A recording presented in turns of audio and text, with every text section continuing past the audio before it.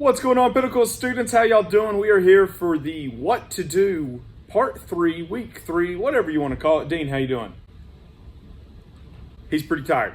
We're going to hop right into it here today, guys. So, a lot of times we find ourselves in these what to do situations. The other day I found myself in one.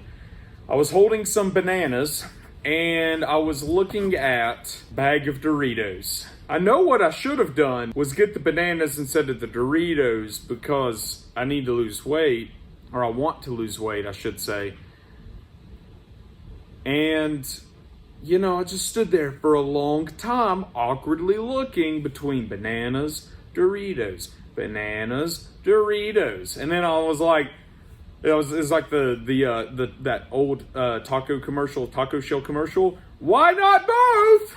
And y'all probably don't get that reference. That's okay. I'll throw in a GIF or something right there.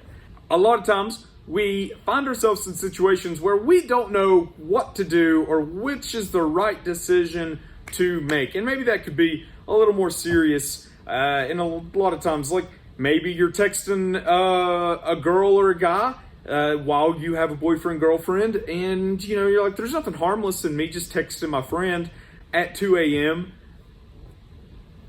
and I'm hiding it from my boyfriend, girlfriend so they don't know. It's totally harmless, right? So we're talking about Joseph, and we have been through this series, and we're going to pick right up from there. So just to fill us in, Joseph was sort of chosen by his family. His brothers hated him, sold him into slavery. So Joseph has just been sold as a slave. We're picking him up. He is a slave to a pharaoh. And a pharaoh, if you don't know, is like a king, prince, governor, lord, rolled all into one. Okay, so very high status person during this time in Egypt. So Joseph is sold to a pharaoh as a slave. And Joseph, though, see, we've been talking about how God was with Joseph. God was still with Joseph, and God is with each of us. So God is with Joseph. Joseph's doing pretty good underneath the pharaoh, and the pharaoh's doing pretty good well. Joseph takes care of the pharaoh takes care of Joseph, and they really are looking out for each other, helping each other out. The pharaoh's happy because under Joseph's rule of the house, Joseph is taking care of everything for the pharaoh, and the pharaoh's life is just super peachy, okay? And because the pharaoh is happy, the pharaoh's being nice and respectful to Joseph during this time. Things get a little weird, though, and so that's where we're going to pick up into Genesis. So in Genesis 39, 6 through 7, Potiphar, the pharaoh, left the house. He had to travel, so he left everything in the house under Joseph's control, okay? Things got a little weird, though, for Joseph. So anyways, verse 6 and 7. Now Joseph was well built and handsome. And after a while, his master's wife took notice of Joseph and said, "Come to bed with me." All right.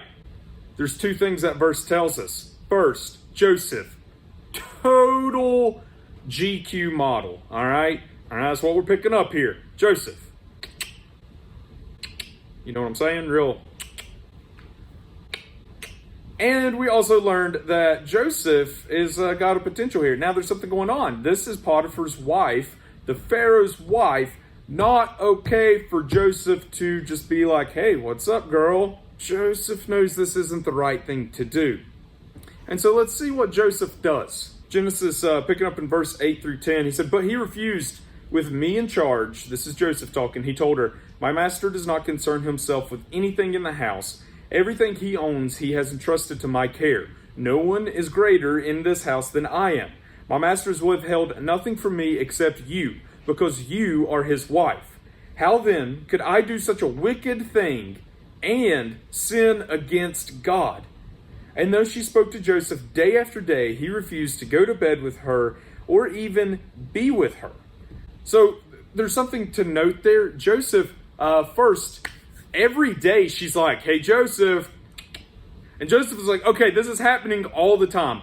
He begins not to just, he refuses to go to bed with her. Then it's so bad, he's like, "I'm going to refuse to even be around you because it's tempting me too much." But also, though, this is way more important, he has a greater respect for God. He doesn't want to sin against God. Joseph had this thing called integrity. And he had integrity in that situation to overcome and to choose to do the right thing. And I want everyone to focus in. I think this is super important here. See, integrity means doing what is right regardless of the outcome. See, Joseph disobeyed his master's wife.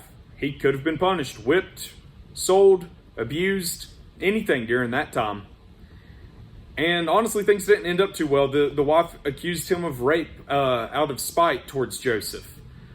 So Joseph chose to do the right thing and paid some pretty harsh consequences for it.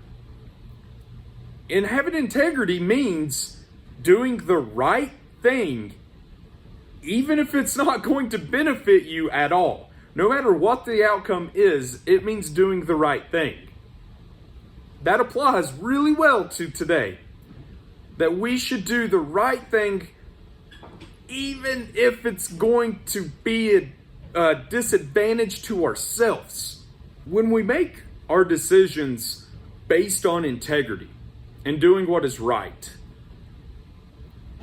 we then are making decisions and living a life that we can be proud of. Because that's what we're called to do, is to do what is right. And a lot of times, and especially in today's climate, guys, that means to love your neighbor, as Jesus told us. Jumping forward a few thousand years here in the Bible, Jesus tells us to love our neighbor because that's the right thing to do. And if we're to be like Joseph and to do the right thing, to act on integrity, to make decisions based off of integrity and doing the right thing, Jesus tells us that's to love our neighbor. And what does loving our neighbor look like? That means, like we talked about a few weeks ago, valuing them more than ourselves. Having respect for the people around us more so than ourselves.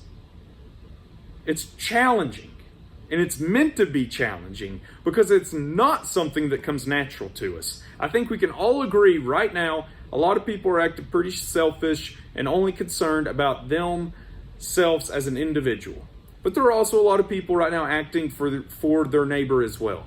I don't want to talk about just the bad.